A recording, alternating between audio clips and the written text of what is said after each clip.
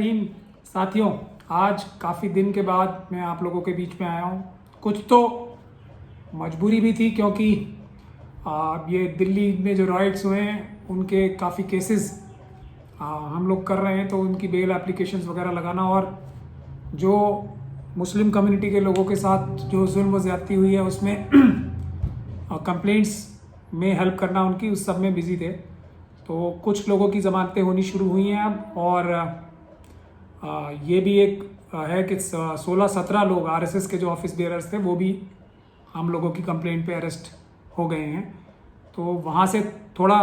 वक्फा मिला है, तो मैं आप लोगों के सामने दोबारा हाजिर हुआ हूँ। मैं कोशिश करता हूँ कि जो हालात हाज़िर हैं उस पर कुछ ना कुछ अपने तासुरात आप लोगों के सामने रख सकूँ, लेकिन ये जो हमारी मनुवादी सरकार है आज की, उसकी कोशिश यही रहती है कि सब लोगों को किसी ना किसी मुश्किल में उलझाए रखे, ताकि वो देश को और देश की जनता को और ख़ास तौर पे अम्बेडकरवादी लोगों को देश के सही हालात बता ना सकें, और संविधान बचाने के लिए जिसको ये लोग ख़त्म करना चाहते हैं ठीक से काम ना कर सकें। लेकिन ये तो हमारी ज़िंदगी का हिस्सा है। हम सब लोगों को जो मुसीबतें ये पैदा करते हैं उसमें उनको भी संभालना है, और जो हमें हमारे मुल्क को, अम्बेडकरवादियों को सब मिलके जो देश बचाना है, देश का संविधान बचाना है, उसके लिए भी काम करना है। साथियों, एक बहुत ही इंटरेस्टिंग बात है कि यदि किसी देश में एक ऐसा व्यक्ति प्रधानमंत्री बन जाए जो वायुसेना के अधिकारियों को सर्जिकल स्ट्राइक कैसे करनी है उस पर सलाह दे पाए, उनको रास्ता दिखा पाए, चंद्रयान जब छोड़ना हो तो इसरो के साइंटिस्ट को सलाह देने वाला व्यक्ति हो जाए, इतनी मेधावी शख्सियत हो, उसकी इतनी ज़बरदस्त शख्सियत हो, जब नोटबंदी लागू करनी हो तो अपने फाइनेंस मिनिस्टर को भी बताए बगैर खुद ही ये पॉलिसी भी डिसाइड कर ले। उसके अलावा दुनिया का जो भी काम है उसका स्वयं ही एक्सपर्ट हो, तो उससे ज़्यादा खुशकिस्मत देश या मुल्क कोई नहीं हो सकता। परंतु जो हालात नज़र आते हैं, हमारा देश भारत ऐसे एक बहुयामी जिसको कहते हैं व्यक्तित्व के मालिक प्रधानमंत्री हमें प्राप्त हुआ है सबको, मगर हमारा देश उस तरीके से, जिस तरीके से इतनी ज़बरदस्त शख्सियत वाले व्यक्ति की क़यादत के बावजूद तरक्की नहीं कर पा रहा, बल्कि पीछे और पीछे ही हुआ जा रहा है। तो इस बात को समझने की बहुत ज़रूरत है, ख़ास तौर पे इस कोविड-19 वायरस के फैलाव के टाइम पे। अब कुछ जो एक जर्नलिस्ट हमारे अच्छे बच्चे हैं, जिसमें नितिन सेठी साहब भी एक है, उन्होंने पिछले 2-3 दिन में ये रिपोर्ट्स की हैं, जो बात मैं काफ़ी दिन से कहता रहा हूँ कि कोविड वायरस का जो रिस्पांस है हमारा एकदम गलत है। और ये रिस्पांस जो है सिर्फ़ और सिर्फ इस बात पे कायम है कि भारत के लोग इस बात के बावजूद कि हमारी सरकार हर काम बिगाड़ेगी, हम लोग सक्षम हैं, और जितना हम झेल सकते हैं स्वयं सरकार की सारी नाकामियों और सरकार की सारी बेवकूफ़ियों के बाद भी, वही हमें सिर्फ बचा रहा है। तो नितिन सेठी साहब की एक रिपोर्ट आई है अभी, जिसमें ये कहा जा रहा है कि जो ये कोविड वायरस लॉकडाउन जो खोला जा रहा है, ये जो हमारे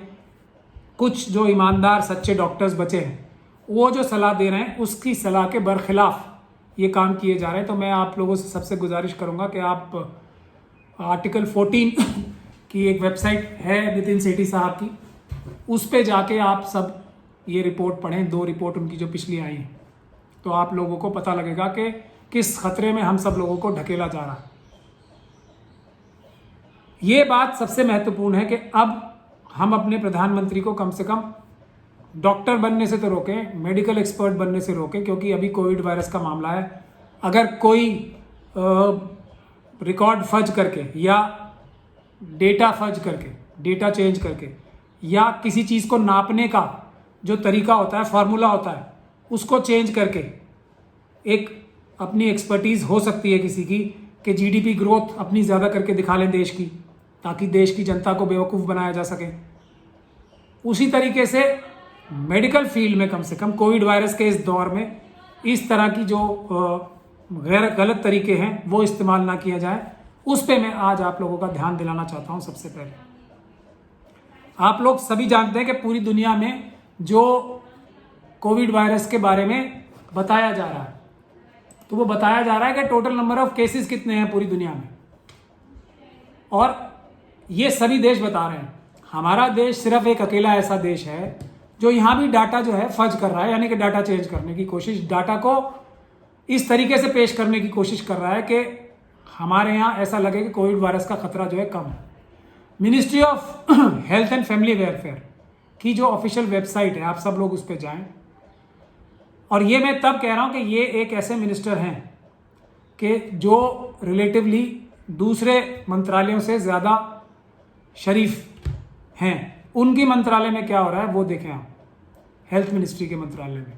वो एक अलग बात है कि सारे मंत्रालय प्राइम मिनिस्टर हाउस ही हमारा चलाता है, प्राइम मिनिस्टर साहब ही चलाते हैं, वो एक अलग बात है। मगर फिर भी अगर ये आप वेबसाइट खोल के देखेंगे तो इसमें टोटल नंबर ऑफ केसेस नहीं बताए जा रहे हैं, total number of active cases बताए जा रहे हैं, जो कि करीब 51,401 बताए जा रहे हैं। टोटल नंबर ऑफ केसेस इससे कहीं ज़्यादा है, 78,000 से ज़्यादा है कुछ। तो ये जो टेक्निक इन्होंने जीडीपी के तरीके से इस्तेमाल की थी, जीडीपी अपनी अच्छी बताने के लिए, वही टेक्निक अब ये कोविड वायरस में भी इस तरह से इस्तेमाल कर रहा है। ये बहुत ही खतरनाक बात है साथियों। एक और खतरनाक बात यह है कि जब कोविड वायरस लॉकडाउन शुरू हुआ तो प्रधानमंत्री साहब ने यह बताया कि 500 से ज़्यादा केस हमारे देश में नहीं है, तो हमने बहुत तेज़ी के साथ अपने जो प्रोटेक्टिव मेजर्स थे वो ले लिए सबसे ज़्यादा, और इसलिए हमारा मॉडल बहुत सक्सेसफुल है।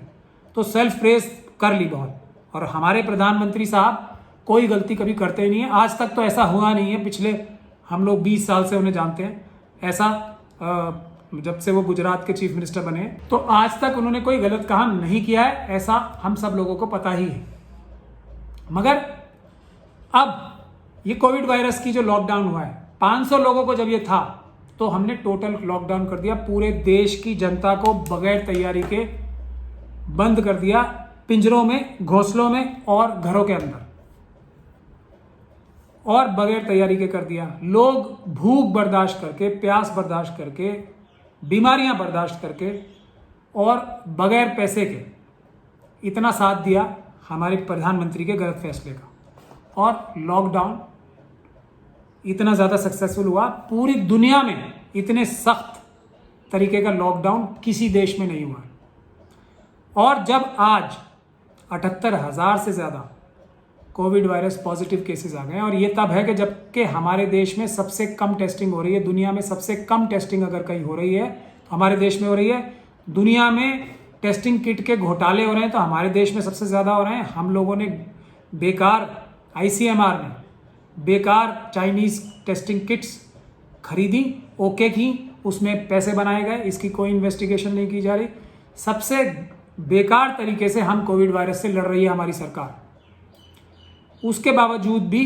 देश की जनता ने सबसे मेहनत, सबसे ज़्यादा कुर्बानियां करके कोविड वायरस लॉकडाउन को कामयाब कराया। अब जब 78,000 से ज़्यादा केस हो गए तो सरकार को ये नज़र आ गया कि इकोनॉमिक क्रैश हो जाएगी, सब कुछ देश में ख़राब हो जाएगा, तो बगैर तैयारी के अब कोविड वायरस लॉकडाउन खोलना शुरू कर दिया।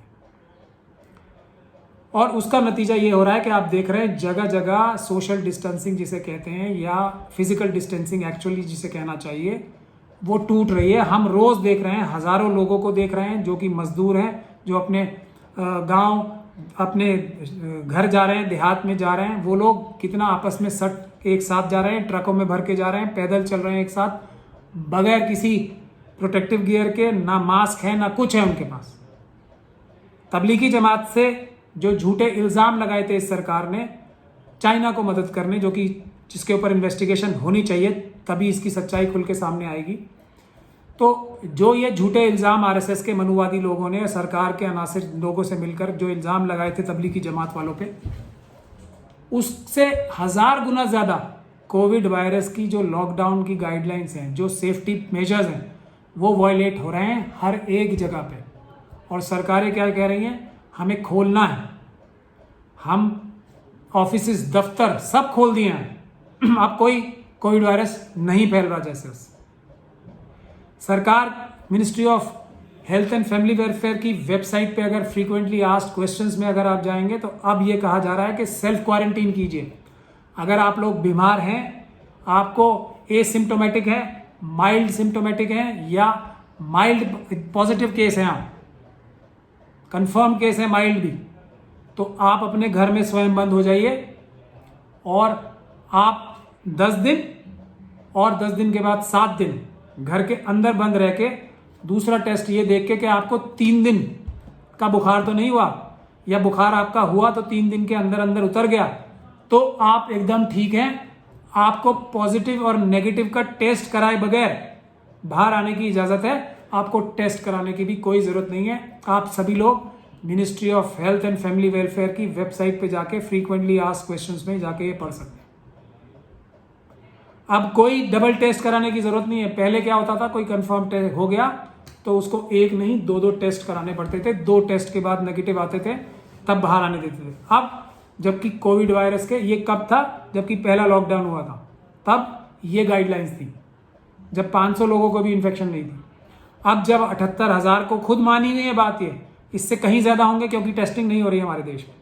तब बगैर टेस्ट के ही आप आज़ाद हैं बाहर आने के लिए। ये हमारे देश की मेडिकल एक्सपर्टीज़ है जो कि हमारे प्रधानमंत्री साहब क्योंकि मेडिकल फील्ड के भी एक बहुत बड़े महारथी हैं, तो ये उनकी दिमाग की जो सोच है वो है। तो मैं आपसे ये कहना चाहता हूँ कि हमें सभी को इस बात को पूरी तरीके से समझ लेना चाहिए कि अगर हमें कोविड वायरस से बचना है तो वो स्वयं बचना है, अपने आप बचना है और अपने दोस्तों को, अपने परिवार वालों को, अपने आसपास वाले लोगों को स्वयं अपनी सावधानी से, अपनी होशियारी से और अपनी सुरक्षा से बचाना है। सरकार जो भी काम करेगी उस पर अगर हम निर्भर हो गए और ये सोचने लगे कि इससे कुछ फ़ायदा होगा तो हम धोखा खाएंगे और नुकसान उठाएंगे। हमें सरकार के हर एक कारनामे को बहुत ही शक की भरी नज़र से देखना है, क्योंकि कोविड वायरस के लॉकडाउन की गाइडलाइंस ने यह साफ साबित कर दिया है सरकार जो है अपनी वाहवाही लूटने के अलावा, अपना एक जो इवेंट क्रिएट करने के अलावा, प्रधानमंत्री अपना एक अच्छे से खूबसूरत से कपड़े पहन के लोगों के बीच में आके और तरह तरह की ऐसी बातें करके जो कि देखने में बहुत ही सुंदर लगें लेकिन उनमें तथ्य कुछ ना हो, ऐसी बातें करने के अलावा हमारी सरकार और कोई काम नहीं कर सकती। और ऐसी बातें करने में खतरा भी होता है कि ऐसी बातें अपनी तारीफ में झूठी कही जाती हैं और उससे अगर आप उसको फॉलो करेंगे तो नुकसान होगा। तो अब प्रधानमंत्री जैसे 2 गज कहने लगे, पहले 1 मीटर बताया सबको,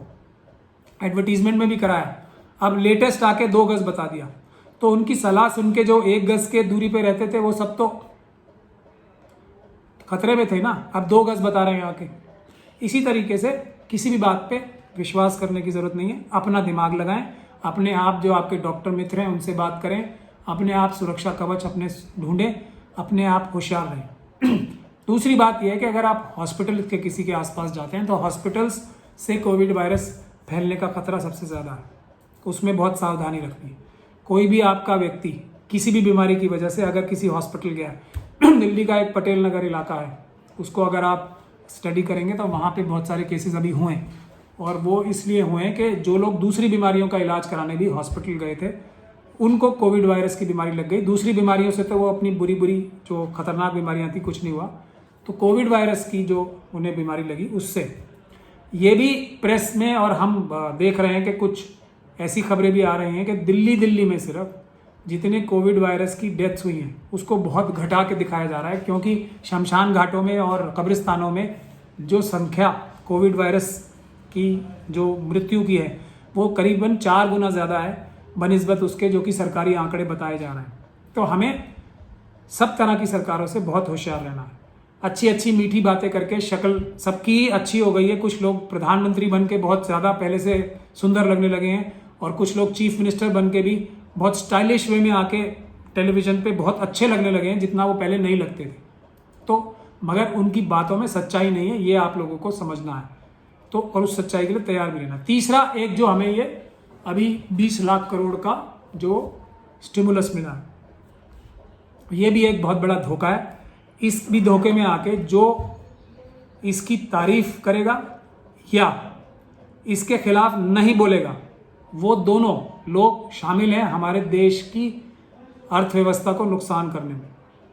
ये एक ऐसा पैकेज है जो कि धोखा है, बल्कि फिर करप्शन खोलने का एक बहुत बड़ा जरिया है। आप सब लोगों को पता है कि देश में से लाखों करोड़ रुपए चुरा कर बड़े बड़े देश के उद्योगपति भाग गए हैं, और लाखों करोड़ रुपए जो मीडियम लेवल के जो उद्योगपति हैं हमारे, जो सब के सब 99.9% मनुवादी मानसिकता के हैं, वो लोग सब बैंकों का पैसा चुरा कर,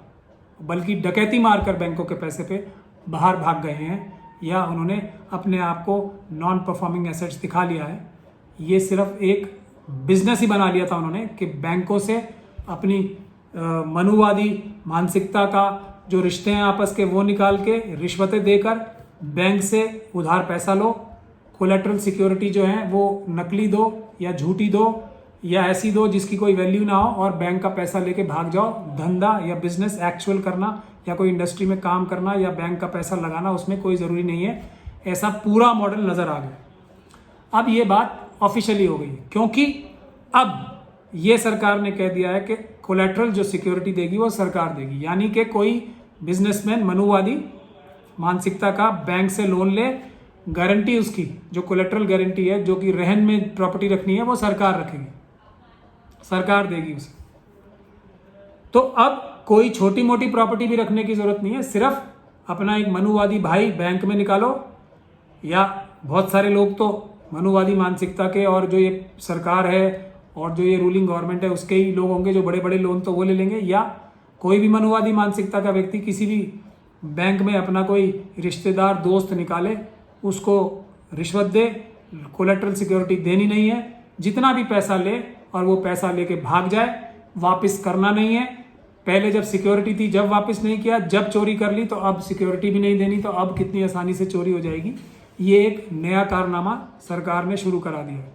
किस चीज़ पे? दिखाने के लिए कि हम छोटे और लघु उद्योगों को बढ़ावा देना चाहते हैं, इस हालत से निकालना चाहते हैं। ये देखिए किस प्रकार से कोविड वायरस की जो एक प्रॉब्लम देश पे आई है, उसका भी इस्तेमाल अपने पैसे बचाने के लिए, करप्शन फैलाने के लिए और अपनी पुरानी गलतियां छुपाने के लिए किस तरीके से कोविड वायरस का भी इस्तेमाल किया जा रहा है। अगर ये इकोनॉमिक पैकेज देना भी था तो ये सब हालात तो कोविड वायरस से पहले भी थे, तो पहले ही देना चाहिए था। पहले नहीं दिया बिल्कुल भी, अब दिया, क्योंकि अब बहाना ये लगा सकते हैं कि देश की इकोनॉमी जो खराब हुई वो कोविड वायरस की वजह से हुई, वरना इकोनॉमी जो है हमारे देश की बहुत ज़बरदस्त तरीके से चल रही थी। अब ये झूठ परोसा जाएगा उसी प्रकार से जैसे